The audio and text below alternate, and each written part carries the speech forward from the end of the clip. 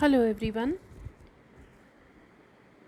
Today we are going to revise the chapter A Simple Philosophy written by the Red Indian Tribe's chief Seathl. So let's begin with this chapter. A Simple Philosophy is basically a letter written by Seathl to the American president. Now, this Red Indian tribe is the Suquamish tribe, which was the Red Indian tribe of the northwest of America. This tribe was asked to surrender and sell their lands and resources to America by the American president, Franklin Pierce. Now we know that when the American president offered them to sell their land and to surrender in front of American forces, the tribe was not left with any other option. The tribe could not stand in front of the American forces. They did not have enough resources to fight. And the tribe was a small one. So, Chief Seathl wrote this essay in 1860 as a response to the offer made by the American president. Why he wrote this letter is really important to know. First of all, he wrote this letter to the American president stating all his conditions so that the American president could know what the tribe's people feel about the offer made by him. The people of America have a very different mindset than the people of the tribe, and Chief Seathl tries to explain this difference in a very simple manner and puts his statements and his conditions so that it is easier for the American president to accept them and a bond can be made between America and the Red Indian tribe. For the tribe, the flora and fauna, the land and rivers were the part of their family. Now, it is very important to know that these are the tribal people, and for the tribe, their plants, their animals, their mountains, their rivers, everything related to nature is something really important and just like a family. But because the Red Indian tribe was forced to accept the offer as they had no other option left, so he accepted the offer because he knew that if he didn't accept the offer, the white men will attack them and use their superior weapons to capture the land. So, anyhow, their land was to be captured, whether they surrender or they fight. If they fight, their tribe will perish and the land will belong to America. But if they surrender, at least America was offering them protection and peace and a special friendship. So it was better politically, diplomatically, to accept the offer made by the American president. So Chief Seathl was the famous leader of the Suquamish and the Duwamish tribes, for which the city of Seattle is named. And Chief Seattle signed the Point Elliott Treaty in 1855 on behalf of these two tribes with America. Now this here, as you can see on the screen, this is the only available picture on the web of Chief Seathl. Looking at him, you can see how he used to dress, what a simple man he is, and his appearance, the sternness which is there in him. Okay, so how he used to live and how the tribe used to stay.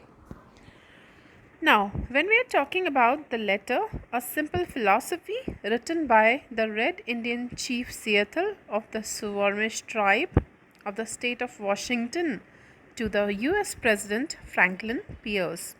It's a great piece of sarcasm and also bears inexorable consequences that he was apprehensive about, which the earth is facing today.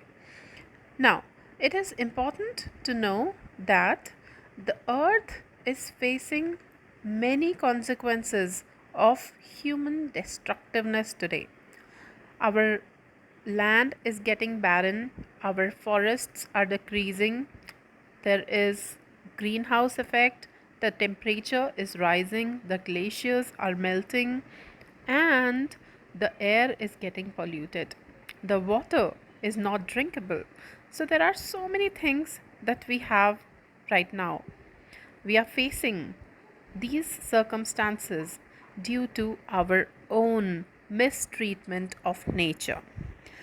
And this essay brings in front of us a person's concern for his surroundings, for his nature, the concern so that the future people can live in peace, the concern so that they do not perish, the concern that the nature is not destroyed. So, because of this concern, he writes this letter to the US President Franklin Pierce. Now we know that Seattle has to put some conditions before handling the region of the Red Indian tribe to the US government. But asking for favors was not so simple for Seattle, and that too when it was with the attitude by which the flora and fauna should be preserved. Because, as Seattle puts in his letter, the American people, they believed in advancement and technology, and they hardly cared for the natural flora and fauna. Once they had captured the land, they would use its resources, and once the resources are drained, they would leave the place and move to some other place. So, Chief Seattle's concern was that if we hand over our resources to the white people, are they going to do the same to us?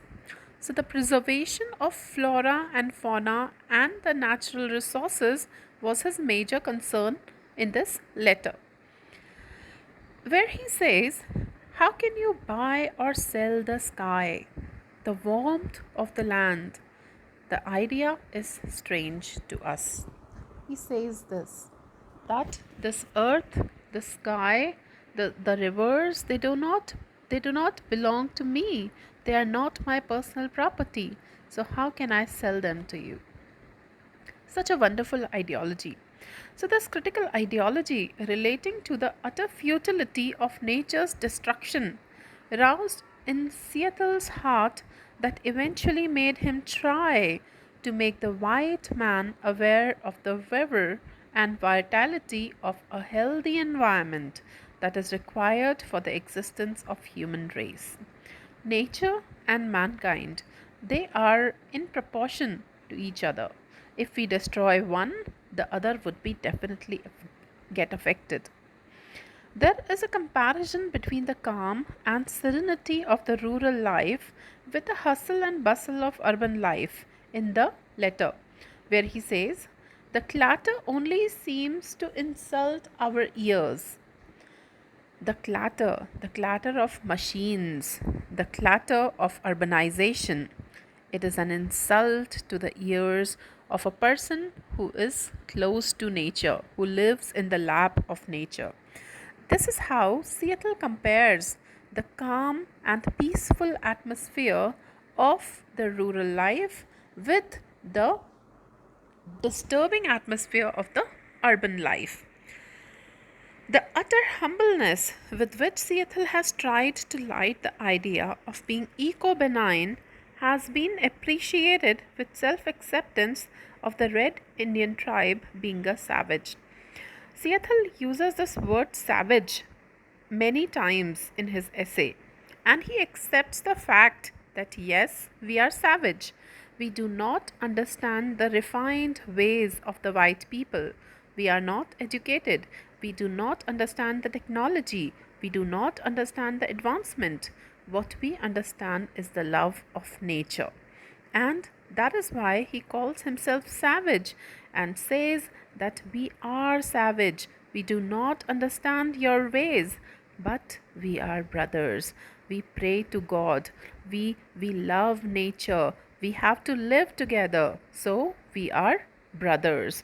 And one brother should treat the other brother properly. So, in a nutshell, Seattle has cogently tried to make the US president very clear about that the concept and ideologies of the white man in accordance with their dealing with the nature is merely fallacious, with the sarcastic elucidation of the wrongdoings in the corridor of white man's power and pleasure. Now, here Seattle cites an example that whenever a white man's train passes from the tribal area, the people used to shoot the animals from the train just for the sake of pleasure. And the tribal people who used to protect their flora and fauna, they have seen their animals dying for nothing. So, this is one such example which Seattle says that the white man kills for pleasure. So, Seattle puts forth logical points and then asks for treating the beasts and brothers and letting them remain undisturbed and the land undivided. So he finally, after giving a lot of examples, after calling himself savage, and after also stating that we are beasts, but we are your brothers, so we should stay together. Once we sign the treaty, once we have the treaty, once we are together, once we hand over our land to you, once you promise us some special treatment, then we should leave our land undisturbed and preserved. You should preserve our flora and fauna the way we have protected it till now. So, all things are connected, he says, and he refers to the bond of blood and the bond of humanity. We may be black and you may be white, but still we are all human. We have the blood that runs in our veins. Therefore, we must be treated equally.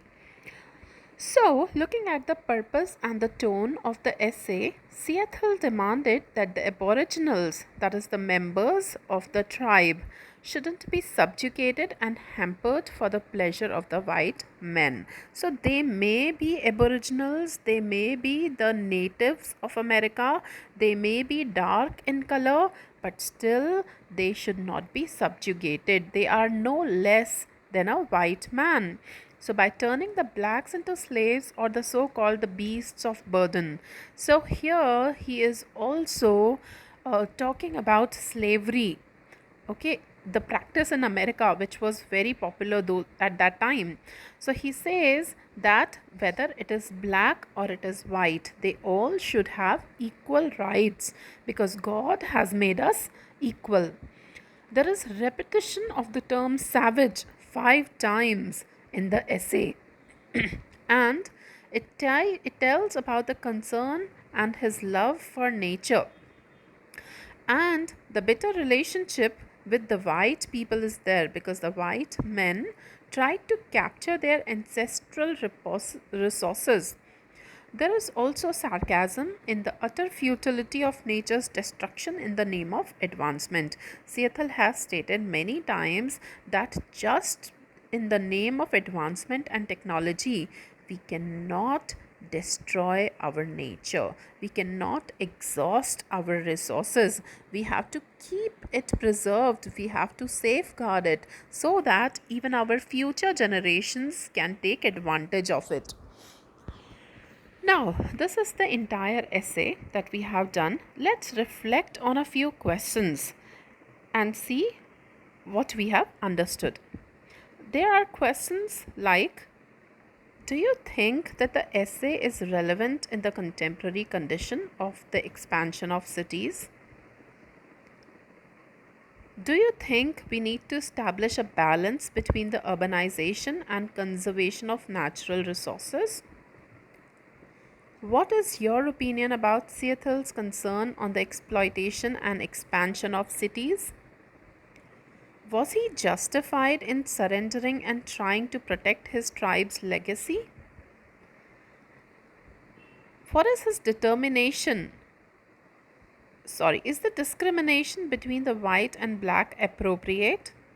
And how does Seattle put his ideas in front of the US president?